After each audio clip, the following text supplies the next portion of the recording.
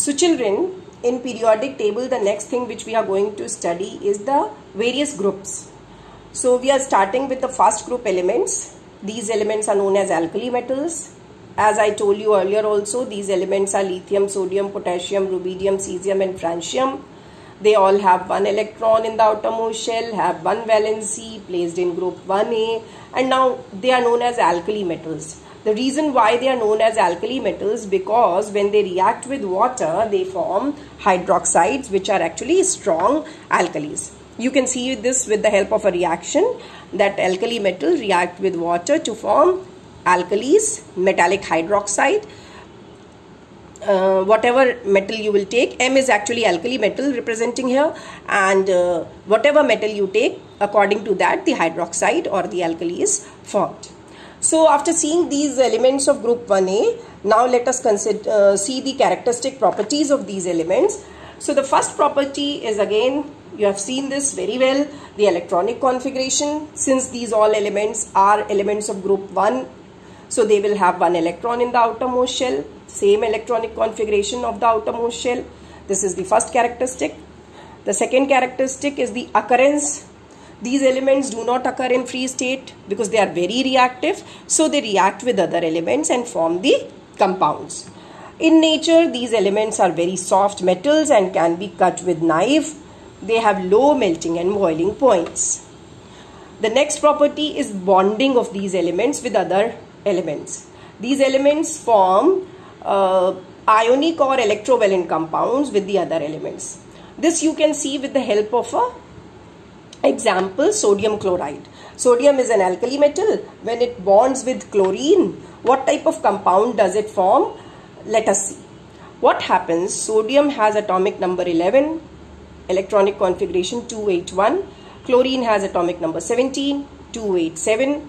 Sodium loses one electron, forms a positive ion with electronic configuration 28. So with the 8 electron in its outermost shell, it is trying to get stability. That electron is gained by chlorine, and chlorine becomes negatively charged, Cl1 minus, and it also has 288 electronic configuration. That means it also becomes stable. Now these two oppositely charged ion, Na plus and Cl minus, they will attract each other and form a compound, sodium chloride. They will have an electrostatic force of attraction between them. They come closer and form the compound sodium chloride. Such compounds are known as ionic or electrovalent compound. You will study about these compounds in chapter Atomic Structure and Chemical Bonding in detail. Now let us come to some other properties of alkali metals. The next property is action of air. These metals react rapidly with oxygen and water vapor in the air, and this is the reason why these metals are kept immersed inside the inert solvent like kerosene. This is a very important reasoning question, that why these alkali metals are immersed in kerosene.